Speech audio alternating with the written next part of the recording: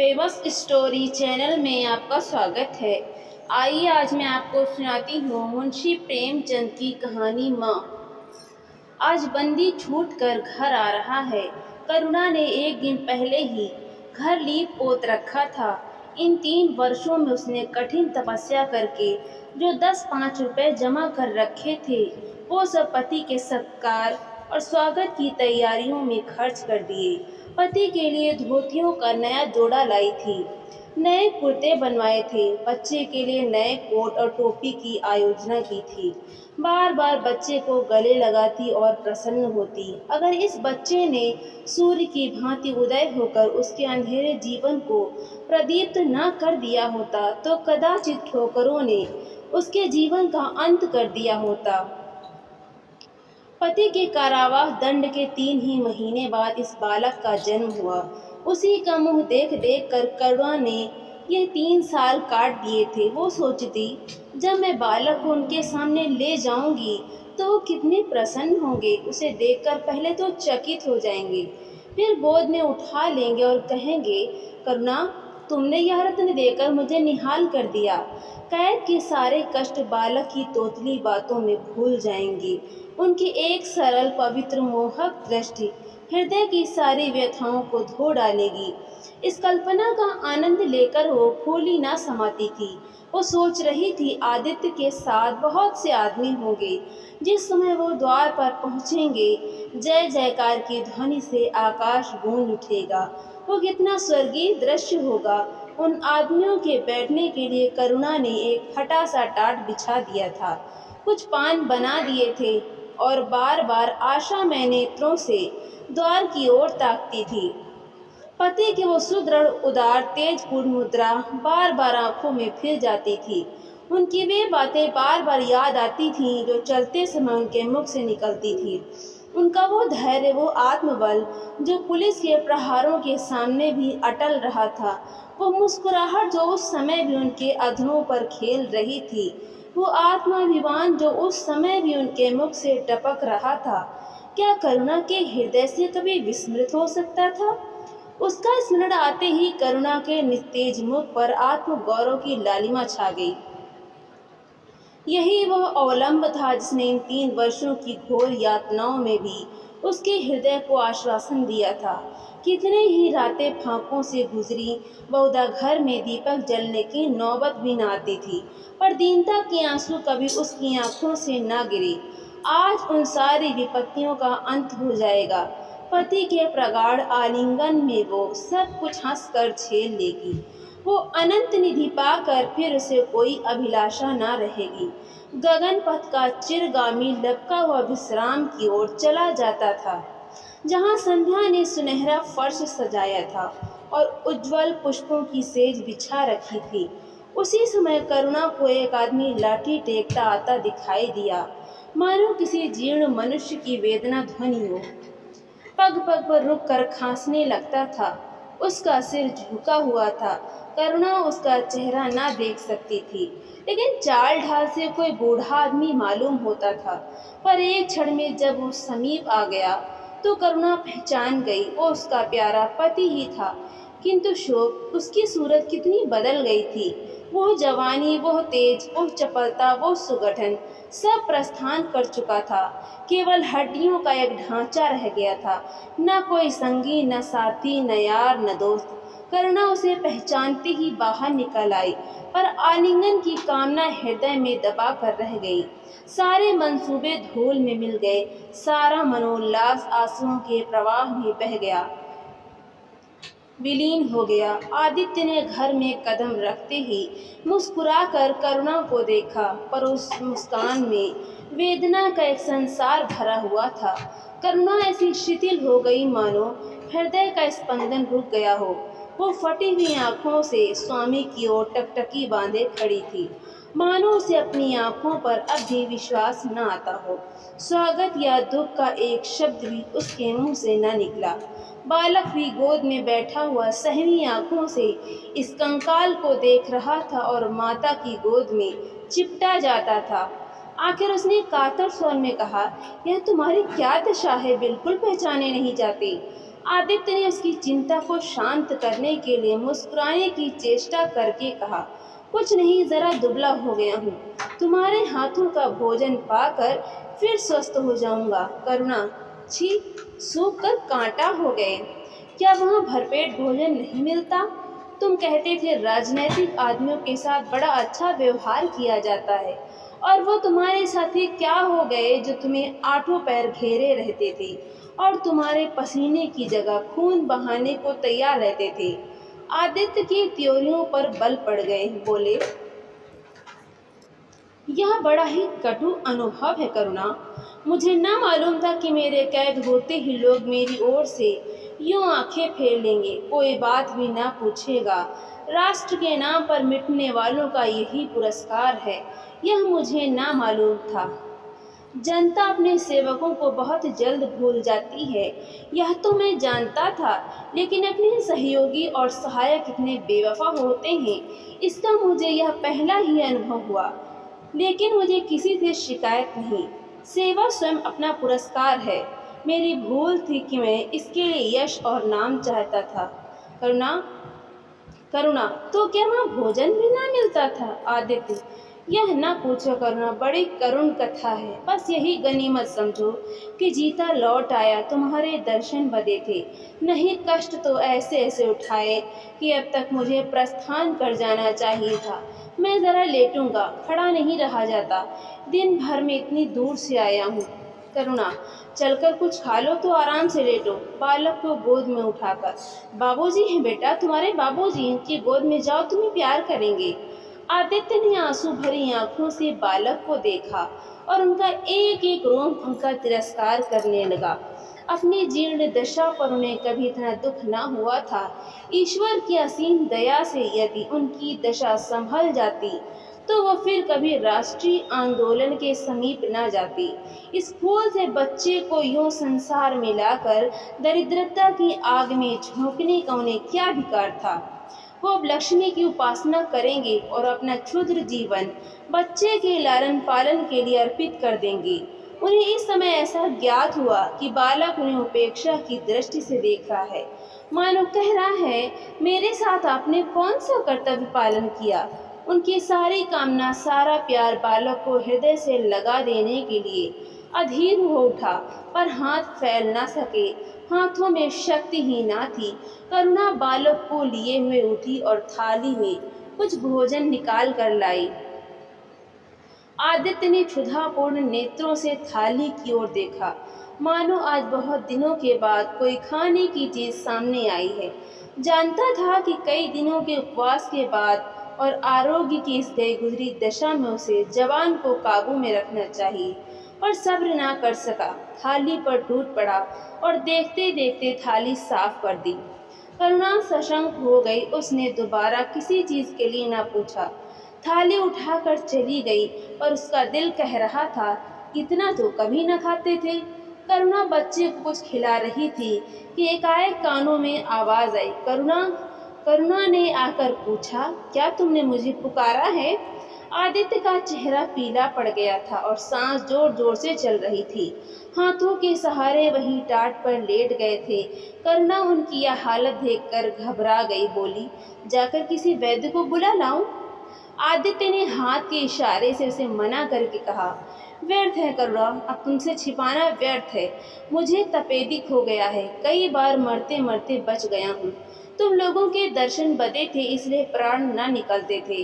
देखो प्रिय, रो मत। करुणा ने सिसकियों को दबाते हुए कहा, मैं वैद्य को लेकर अभी आती हूँ। आदित्य ने फिर सिर हिलाया, नहीं करुणा, केवल मेरे पास बैठी रहो, अब किसी से कोई आशा नहीं है। डॉक्टरों ने जवाब दे दिया है। मुझे तो यह आश्चर्य है कि यहाँ पहुँच कैसे गया। न जाने कौन दैवी शक्ति मुझे वहाँ से खींच लाई।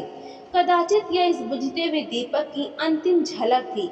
आह, मैंने तुम्हारे साथ बड़ा अन्याय किया, इसका मुझे हमेशा दुख रहेगा।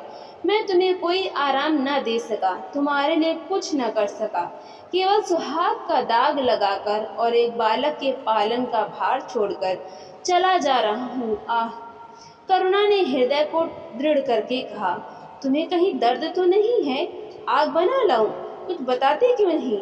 आदित्य ने करवट बदल कर कहा, कुछ करने की जरूरत नहीं है प्रिय, कहीं दर्द नहीं, बस ऐसा मालूम हो रहा है कि दिल बैठा जाता है, जैसे पानी में डूबा जाता हूँ।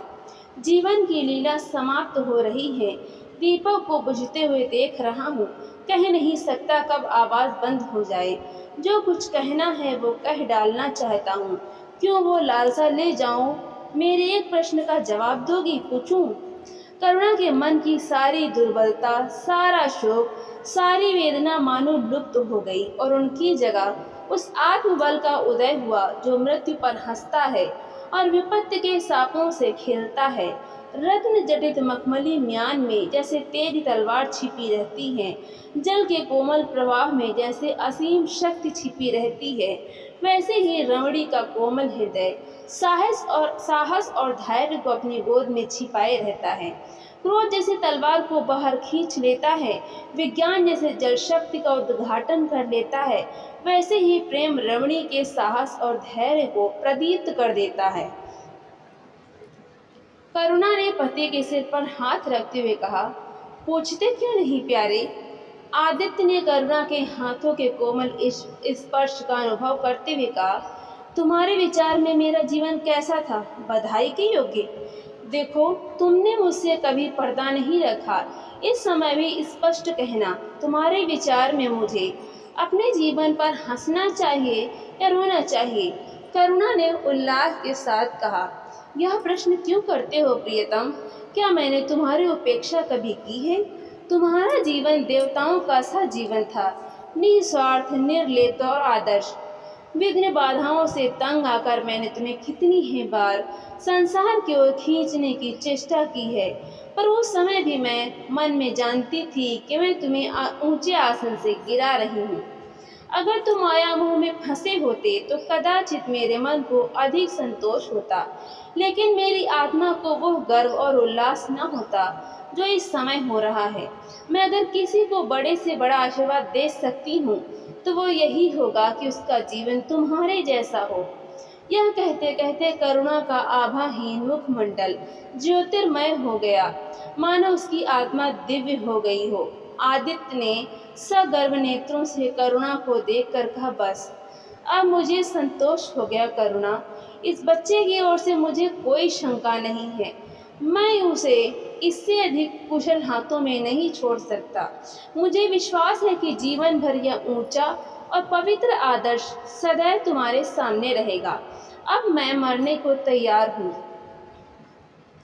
7 वर्ष बीत गए। बालक प्रकाश अब 10 साल का रूपवान, बलिष्ठ, प्रसन्न मुख कुमार था। बल का तेज, साहसी और मनस्वी। भय तो उसे छू भी नहीं गया था। करुणा का संतप्त हृदय उसे देखकर शीतल हो जाता। संसार करुणा को अभागिनी और दीन समझे, वो कभी भाग्य का रोना नहीं रोती। उसने उन आभूषणों को बेच डाला जो पति के जीवन में उसे प्राणों से प्रिय थे, और उस धन से कुछ गायें और भैंसें मोल ले ली। वो कृषक की बेटी थी और गोपालन उसके लिए कोई नया व्यवसाय न था। इसी को उसने अपनी जीविका का साधन बनाया। विशुद्ध दूध कहाँ मैसर होता है, सब दूध हाथों हाथ बिक जाता। करुणा को पहर रात से पहर रात तक काम में लगा रहना पड़ता, पर वो प्रसन्न थी। उसके मुख पर निराशा या दीनता की छाया नहीं, संकल्प और साहस का तेज है। उसके एक एक अंग से आत्मगौरव की ज्योति सी निकल रही है। आंखों में एक दिव्य प्रकाश है, गंभीर, अथाह और असीम। सारी वेदनाएं, वैधव्य का शोक और विधि का निर्मम प्रहार, सब उस प्रकाश की गहराई में विलीन हो गया है। प्रकाश पर वो जान देती है, उसका आनंद, उसकी अभिलाषा, उसका संसार, उसका स्वर्ग, सब प्रकाश पर न्यौछावर है। पर यह मजाल नहीं कि प्रकाश कोई शरारत करे और करुणा आंख बंद कर ले। नहीं, वो उसके चरित्र की बड़ी कठोरता से देखभाल करती है। वो प्रकाश की माँ नहीं, माँ बाप दोनों है। उसके पुत्र स्नेह में माता की ममता के साथ पिता की कठोरता भी मिली हुई है। पति के अंतिम शब्द अभी तक उसके कानों में गूंज रहे हैं। वो आत्मोल्लास जो उनके चेहरे पर झलकने लगा था, वो गर्वमय लाली जो उनकी आंखों में छा गई थी, अभी तक उसकी आंखों में फिर रही है। निरंतर पति चिंतन ने आदित्य को उसकी आंखों में प्रत्यक्ष कर दिया है। वो सदैव उनकी उपस्थिति का अनुभव किया करती हैं। उसे ऐसा जान पड़ता है कि आदित्य की आत्मा सदैव उसकी रक्षा करती रहती है। उसकी यही हार्दिक अभिलाषा है कि प्रकाश जवान होकर पिता का पथगामी हो। संध्या हो गई थी। एक भिखारिन द्वार पर आकर भीख मांगने लगी। करुणा उस समय गऊओं को पानी दे रही थी। प्रकाश बाहर खेल रहा था। बालक ही तो ठहरा, शरारत सूझी। घर में गया और कटोरे में थोड़ा सा भूसा लेकर बाहर निकला। भिखारिन ने अपनी झोली फैला दी। प्रकाश ने भूसा उसकी झोली में डाल दिया और जोर जोर से तालियां बजाता हुआ भागा। भिखारिन ने अग्निमय नेत्रों से देखकर कहा, वाह रे लाडले, मुझसे हंसी करने चला है। यही माँ बाप ने सिखाया है। तब तो खूब कुल का नाम जगाओगे। करुणा उसकी बोली सुनकर बाहर निकल आई और पूछा, क्या है माता, किसे कह रही हो? भिखारी ने प्रकाश की तरफ इशारा करके कहा, वो तुम्हारा लड़का है ना, देखो कटोरे में भूसा भरकर मेरी झोली में डाल गया है। चुटकी भर आटा था, वो भी मिट्टी में मिल गया। कोई इस तरह दुखियों को सताता है? सबके दिन एक से नहीं रहते। आदमी को घमंड न करना चाहिए। करुणा ने कठोर स्वर में पुकारा, प्रकाश। प्रकाश लज्जित न हुआ, अभिमान से सिर उठाए हुए आया और बोला, वो हमारे घर भी क्यों मांगने आई है? कुछ काम क्यों नहीं करती? करुणा ने उसे समझाने की चेष्टा करके कहा, शर्म नहीं आती? उल्टे और आंख दिखाते हो। प्रकाश, शर्म क्यों आए? यह क्यों रोज भीख मांगने आती है? हमारे यहाँ क्या कोई चीज मुफ्त आती है? करुणा, तुम्हें कुछ ना देना था तो सीधे से कह देते, जाओ। तुमने शरारत क्यों की? प्रकाश, उनकी आदत कैसे छूटती? करुणा ने बिगड़ कर कहा, तुम अब पिटोगे मेरे हाथों। प्रकाश, पीटूंगा क्यों? आप जबरदस्ती पीटेंगी। दूसरे मुल्कों में अगर कोई भीख मांगे तो कैद कर लिया जाए, यह नहीं कि उल्टे भिखमंगों को और शह दी जाए। करुणा, जो अपंग है वो कैसे काम करे? प्रकाश, तो जाकर डूब मरे जिंदा क्यों रहती है? करुणा निरुत्तर हो गई। बुढ़िया को तो उसने आटा दाल देकर विदा किया, किंतु प्रकाश का कुतर्क उसके हृदय में फोड़े के समान टीसता रहा। उसने यह धृष्टता या अभिनय कहाँ सीखी? रात को भी उसे बार बार यही ख्याल सताता रहा। आधी रात के समीप एकाएक प्रकाश की नींद टूटी। लालटेन जल रही है और करुणा बैठी रो रही है। उठ बैठा और बोला, अम्मा, अभी तुम सोई नहीं? करुणा ने मुंह फेर कर कहा, नींद नहीं आई। तुम कैसे जग गए? प्यास तो नहीं लगी है? प्रकाश, नहीं अम्मा, न जाने क्यों आँख खुल गई। मुझसे आज बड़ा अपराध हुआ अम्मा। करुणा ने उसके मुख की ओर स्नेह के नेत्रों से देखा। प्रकाश, मैंने आज बुढ़िया के साथ बड़ी नटखट की, मुझे क्षमा करो।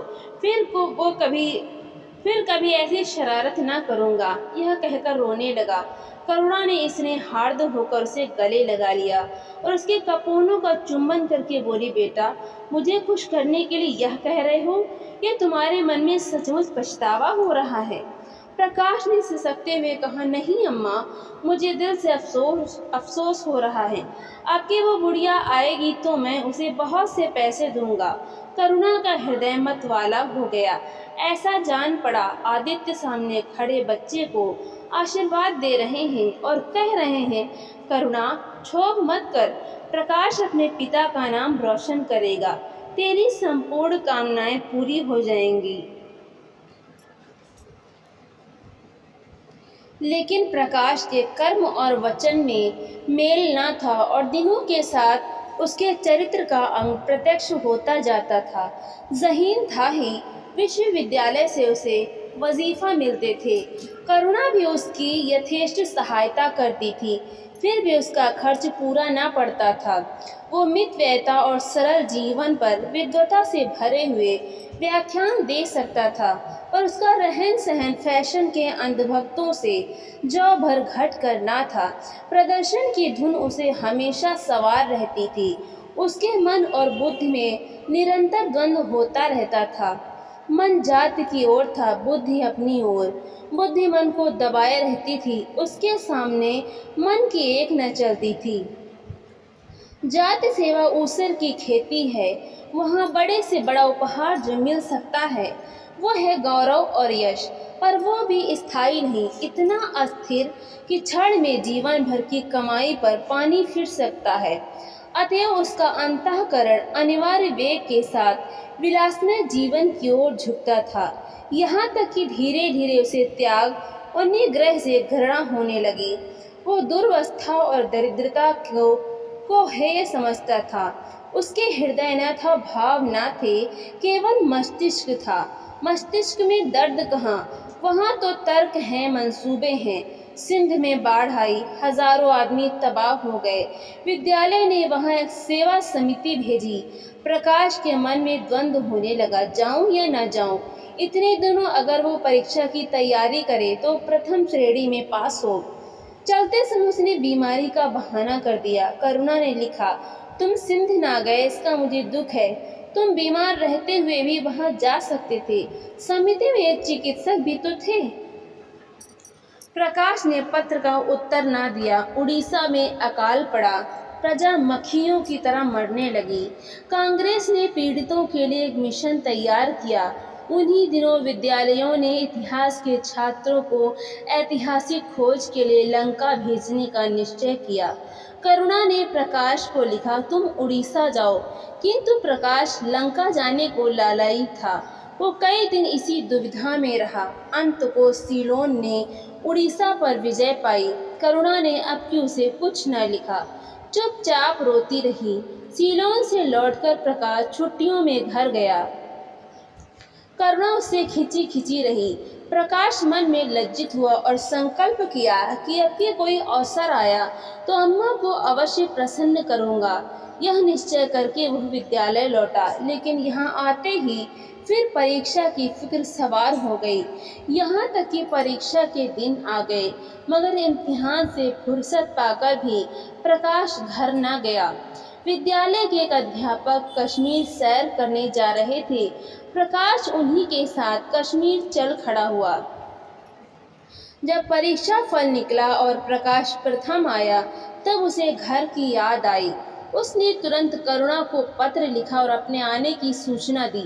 माता को प्रसन्न करने के लिए उसने 2-4 शब्द जाति सेवा के विषय में भी लिखे। अब मैं आपकी आज्ञा का पालन करने को तैयार हूँ। मैंने शिक्षा संबंधी कार्य करने को निश्चय किया है। इसी विचार से मैंने वो विशिष्ट स्थान प्राप्त किया है। हमारे नेता भी तो विद्यालयों की आचार्यों ही का सम्मान करते हैं। अभी वक्त इन उपाधियों के मोह से वे मुक्त नहीं हुए। हमारे नेता भी योग्यता, सदुत्साह, लगन का उतना सम्मान नहीं करते जितना उपाधियों का। अब मेरी इज्जत करेंगे और जिम्मेदारी को सौंपेंगे। जो पहले मांगे भी न मिलता, करुणा की आस फिर बंधी। विद्यालय खुलते ही प्रकाश के नाम रजिस्ट्रार का पत्र पहुंचा। उन्होंने प्रकाश का इंग्लैंड जाकर विद्याभ्यास करने के लिए सरकारी वजीफे की मंजूरी की सूचना दी थी। प्रकाश पत्र में हाथ लिए हर्ष के उन्माद में जाकर माँ से बोला, अम्मा, मुझे इंग्लैंड जाकर पढ़ने के लिए सरकारी वजीफा मिल गया। करुणा ने उदासीन भाव से पूछा, तो तुम्हारा क्या इरादा है? प्रकाश, मेरा इरादा? ऐसा अवसर पाकर भला कौन छोड़ता है? करुणा, तुम तो स्वयंसेवकों में भर्ती होने जा रहे थे। प्रकाश, तो आप समझते हैं स्वयंसेवक बन जाना ही जाति सेवा है। मैं इंग्लैंड से आकर भी तो सेवा कार्य कर सकता हूँ। और अम्मा, सच पूछो तो एक मजिस्ट्रेट अपने देश का जितना उपकार कर सकता है उतना 1000 स्वयंसेवक मिलकर भी नहीं कर सकते। मैं तो सिविल सर्विस की परीक्षा में बैठूंगा और मुझे विश्वास है कि सफल हो जाऊंगा। करुणा ने चकित होकर पूछा, तो क्या तुम मजिस्ट्रेट हो जाओगे? प्रकाश, सेवा भाव रखने वाला एक मजिस्ट्रेट कांग्रेस के 1000 सभापतियों से ज्यादा उपकार कर सकता है। अखबारों में उसकी लंबी लंबी तारीफें न छपेंगी, उसकी वक्तव्यों पर तालियां न बजेंगी, जनता उसके जुलूस की गाड़ी न खींचेगी और न विद्यालयों के छात्र उसको अभिनंदन पत्र देंगे। पर सच्ची सेवा मजिस्ट्रेट ही कर सकता है। करुणा ने आपत्ति के भाव से कहा, लेकिन यही मजिस्ट्रेट तो जाति के सेवकों को सजाएं देते हैं, उन पर गोलियां चलाते हैं। प्रकाश, अगर मजिस्ट्रेट के हृदय में परोपकार का भाव है तो वो नरमी से वही काम करता है जो दूसरे गोलियां चलाकर भी नहीं कर सकते। करुणा, मैं यह नहीं मानूंगी। सरकार अपने नौकरों को इतनी स्वाधीनता नहीं देती। वो एक नीति बना देती है और हर एक सरकारी नौकर को उसका पालन करना पड़ता है। सरकार की पहली नीति यह है कि वो दिन दिन अधिक संगठित और दृढ़ हों। इसके लिए स्वाधीनता के भावों का दमन करना जरूरी है। अगर कोई मजिस्ट्रेट इस नीति के विरुद्ध काम करता है तो वो मजिस्ट्रेट ना रहेगा। वो हिंदुस्तानी था जिसने तुम्हारे बाबूजी को जरा सी बात पर 3 साल की सजा दे दी। इसी सजा ने उनके प्राण लिए। बेटा, मेरी बात, इतनी बात मानो, सरकारी पदों पर ना गिरो। मुझे ये मंजूर है कि तुम मोटा खाकर मोटा पहनकर देश की कुछ सेवा करो, इसके बदले कि तुम हाकिम बन जाओ और शान से जीवन बिताओ। या समझ लो कि जिस दिन तुम हाकिम की कुर्सी पर बैठोगे उस दिन से तुम्हारा दिमाग हाकिमों का सा हो जाएगा। तुम यही चाहोगे कि अफसरों में तुम्हारी नेकनामी और तरक्की हो। एक गंवारू मिसाल लो, लड़की जब तक मैके में कुंवारी रहती है वो अपने को उसी घर की समझती है, लेकिन जिस दिन ससुराल चली जाती है वो अपने घर को दूसरों का घर समझने लगती है। माँ बाप भाई बहन सब वहीं रहते हैं लेकिन वो घर अपना नहीं रहता। यही दुनिया का दस्तूर है। प्रकाश ने खींच कर कहा, तो क्या आप यही चाहती हैं कि मैं जिंदगी भर चारों तरफ ठोकरें खाता फिरूं? करुणा कठोर नेत्रों से देखकर बोली, अगर ठोकर खाकर आत्मा स्वाधीन रह सकती है तो मैं कहूँगी ठोकर खाना अच्छा है। प्रकाश ने निश्चयात्मक भाव से पूछा, तो आपकी यही इच्छा है? करुणा ने उसी स्वर में उत्तर दिया, हाँ, मेरी यही इच्छा है। प्रकाश ने कुछ जवाब न दिया, उठकर बाहर चला गया और तुरंत रजिस्ट्रार को इनकारी पत्र लिख भेजा। मगर उसी क्षण से मानो उसके सिर पर विपत्ति ने आसन जमा लिया। विरक्त और विमन अपने कमरे में जा पड़ा रहता। न कहीं घूमने जाता, न किसी से मिलता, मुंह लटकाए भीतर आता और फिर बाहर चला जाता। यहाँ तक महीना गुजर गया, न चेहरे पर वो लाली रही, न वो ओज आंखें अनाथों के मुख की भांति याचना से भरी हुई। ओठ हंसना भूल गए, मानो इनकारी पत्र के साथ उसकी सारी सजीवता और चपलता, सारी सरलता विदा हो गई। करुणा उसके मनोभाव समझती थी और उसके शोक को भुलाने की चेष्टा करती थी, पर रूठे देवता प्रसन्न ना होते थे। आखिर एक दिन उसने प्रकाश से कहा, बेटा, अगर तुमने विलायत जाने की ठान ही ली है तो चले जाओ, मना ना करूंगी। मुझे खेद है कि मैंने तुम्हें रोका। अगर मैं जानती कि तुम्हें इतना आघात पहुंचेगा तो कभी न रोकती। मैंने तो केवल इस विचार से रोका था कि तुम्हें जाति सेवा में मग्न देखकर तुम्हारे बाबूजी की आत्मा प्रसन्न होगी। उन्होंने चलते समय यही वसीयत की थी। प्रकाश ने रुखाई से जवाब दिया, अब क्या जाऊंगा, इनकारी खत लिख चुका। मेरे लिए कोई अब तक बैठा थोड़े ही होगा, कोई दूसरा लड़का चुन लिया होगा, और फिर करना ही क्या है। जब आपकी मर्जी है कि गांव गांव की खाक छानता फिरूं तो वही सही। करुणा का गर्व चूर चूर हो गया। इस अनुमति से उसने बाधा का काम लेना चाहा था पर सफल ना हुई। बोली, अभी कोई न चुना गया होगा, लिख दो, मैं जाने को तैयार हूँ। प्रकाश ने झुंझला कर कहा, कुछ नहीं हो सकता, लोग हंसी उड़ाएंगे। मैंने तय कर लिया है कि जीवन को आपकी इच्छा के अनुकूल बनाऊंगा। करुणा, तुमने अगर शुद्ध मन से यह इरादा किया होता तो यूं न रहते। तुम मुझसे सत्याग्रह कर रहे हो। अगर मन को दबाकर मुझे अपनी राह का कांटा समझकर तुमने मेरी इच्छा पूरी भी की तो क्या? मैं तो जब जानती कि तुम्हारे मन में आप ही आप सेवा का भाव उत्पन्न होता। तुम आप ही रजिस्ट्रार साहब को पत्र लिख दो। प्रकाश, अब मैं नहीं लिख सकता, तो इसी शोक में तने बैठे रहोगे, लाचारी है। करुणा ने और कुछ ना कहा। जरा देर में प्रकाश ने देखा कि वो कहीं जा रही है, मगर वो कुछ बोला नहीं। करुणा के लिए बाहर आना जाना कोई असाधारण बात न थी, लेकिन जब संध्या हो गई और करुणा न आई तो प्रकाश को चिंता होने लगी। अम्मा कहाँ गईं? यह प्रश्न बार बार उसके मन में उठने लगा। प्रकाश सारी रात द्वार पर बैठा रहा। भांति भांति की शंकाएं मन में उठने लगीं। उसे अब याद आया, चलते समय करुणा कितनी उदास थी। उसकी आंखें कितनी लाल थीं, यह बातें प्रकाश को उस समय क्यों न नजर आई। वो क्यों स्वार्थ में अंधा हो गया था। हाँ, अब प्रकाश को याद आया, माता ने साफ सुथरे कपड़े पहने थे, उनके हाथ में छतरी भी थी। तो क्या वो कहीं बहुत दूर गई हैं? किससे पूछे? अनिष्ट के भय से प्रकाश रोने लगा। श्रावण की अंधेरी भयानक रात थी। आकाश में शाम मेघमालाएं भीषण स्वप्न की भांति छाई हुई थी। प्रकाश रह रहकर आकाश की ओर देखता था, मानो करुणा उन्हीं मेघमालाओं में छिपी बैठी है। उसने निश्चय किया, सवेरा होते ही माँ को खोजने चलूंगा। और अगर किसी ने द्वार खटखटाया, प्रकाश ने दौड़कर खोला तो देखा करुणा खड़ी है। उसका मुखमंडल इतना खोया हुआ, इतना करुण था, जैसे आज ही उसका सुहाग उठ गया है, जैसे संसार में उसके लिए कुछ नहीं रहा, जैसे वो नदी के किनारे खड़ी अपनी लदी हुई नाव को डूबते देख रही है और कुछ कर नहीं सकती। प्रकाश ने अधीर होकर पूछा, अम्मा कहाँ चली गई थी, बहुत देर लगाई। करुणा ने भूमि की ओर ताकते हुए जवाब दे, एक काम से गई थी, देर हो गई। यह कहते हुए उसने प्रकाश के सामने एक बंद लिफाफा फेंक दिया। प्रकाश ने उत्सुक होकर लिफाफा उठा लिया। ऊपर ही विद्यालय की मुहर थी। तुरंत ही लिफाफा खोलकर पढ़ा।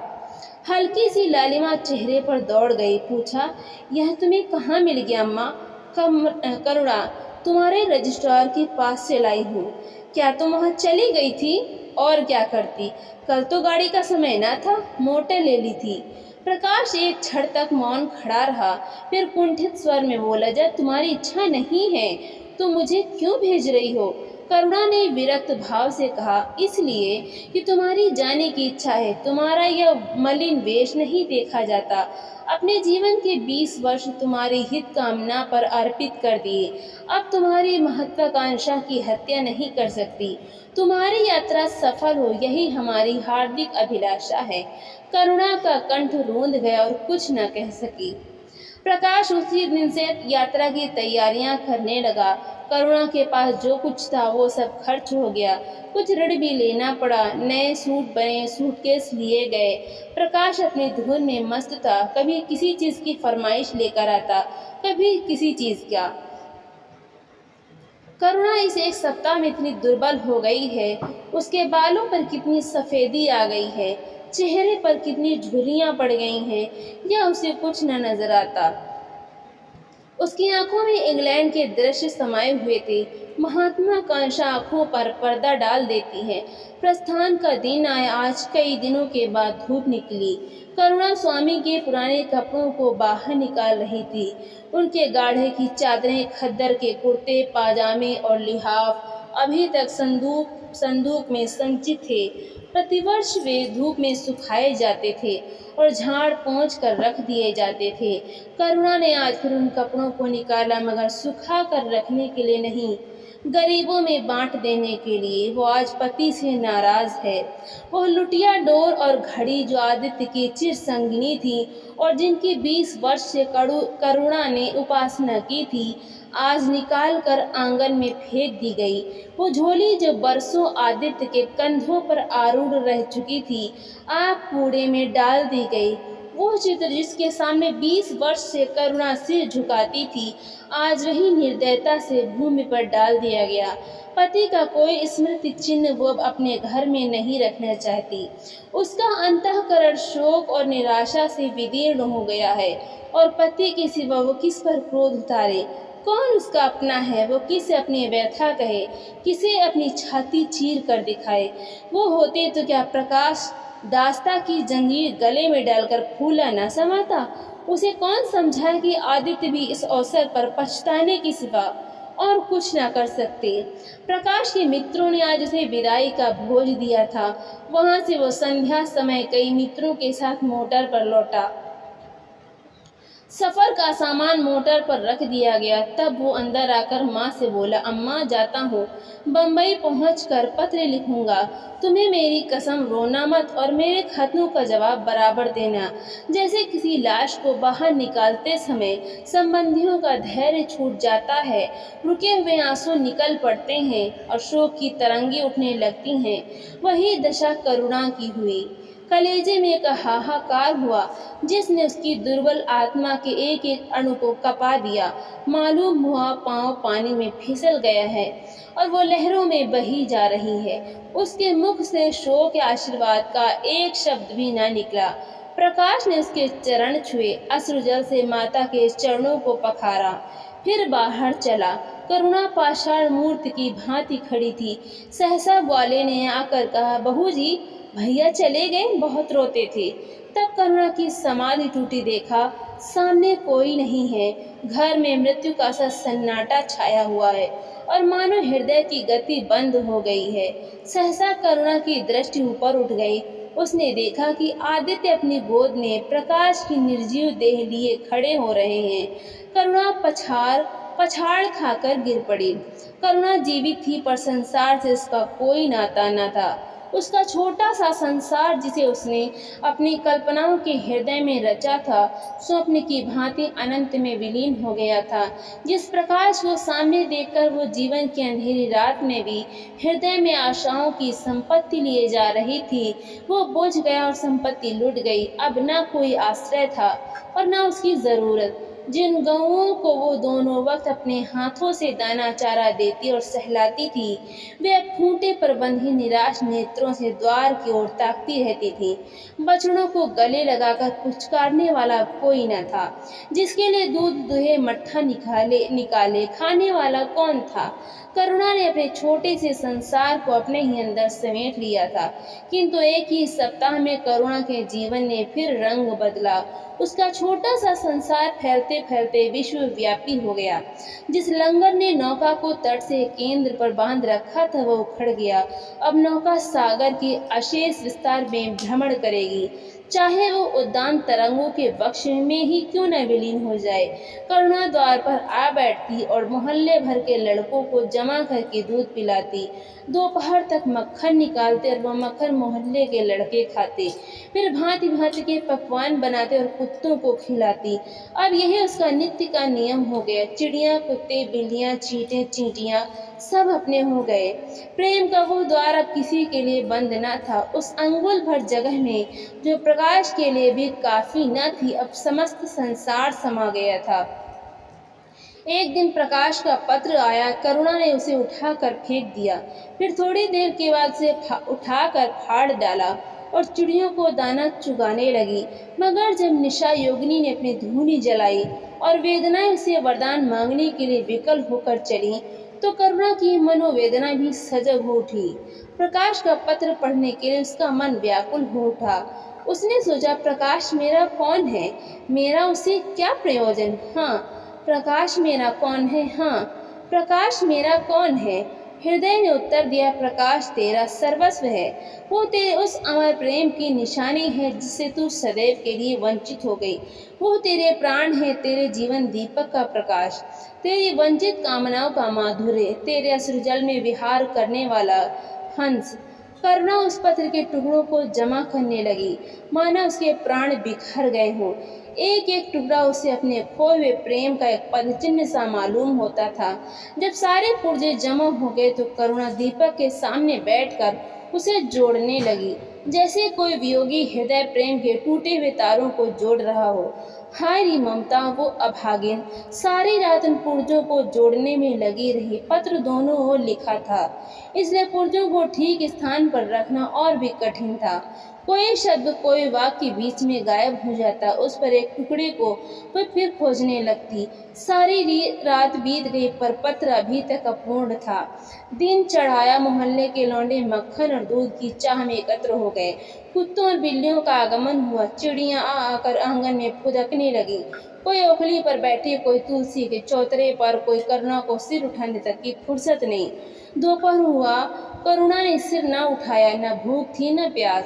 फिर संध्या हो गई, पर वो पत्र अभी तक अधूरा था। पत्र का आशय समझ में आ रहा था। प्रकाश का जहाज कहीं से कहीं जा रहा है। उसके हृदय में कुछ उठा हुआ है। क्या उठा हुआ है, यह करुणा न सोच सकी। करुणा पुत्र की लेखनी से निकले हुए एक एक शब्द को पढ़ना और उसे हृदय पर अंकित कर लेना चाहती थी। इस भांति 3 दिन गुजर गए। संध्या हो गई थी। 3 दिन की जागी आंखें तरह झपक गई।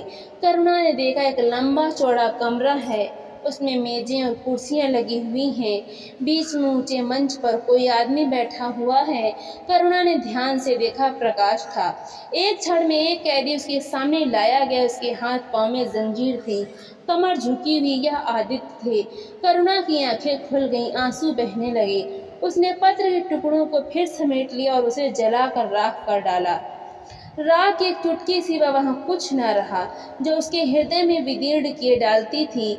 इसी एक चुटकी में राख में उसका गुड़ियों वाला बचपन, उसका संतप्त यौवन और उसका तृष्णामय वैधव्य सब समा गया। प्रातःकाल लोगों ने देखा, पक्षी पिंजड़े में उड़ चुका था। आदित्य का चित्र अब भी उसके शून्य हृदय से चिपटा हुआ था। भग्न हृदय पति की स्नेह स्मृति में विश्राम कर रहा था और प्रकाश का जहाज यूरोप चला जा रहा था। तो दोस्तों, आपको ये कहानी कैसी लगी? लाइक करें, शेयर करें और कमेंट करके हमें ज़रूर बताएं। और ऐसी ही कहानियाँ सुनने के लिए हमारे चैनल को सब्सक्राइब करना बिल्कुल भी ना भूलें। तो मिलते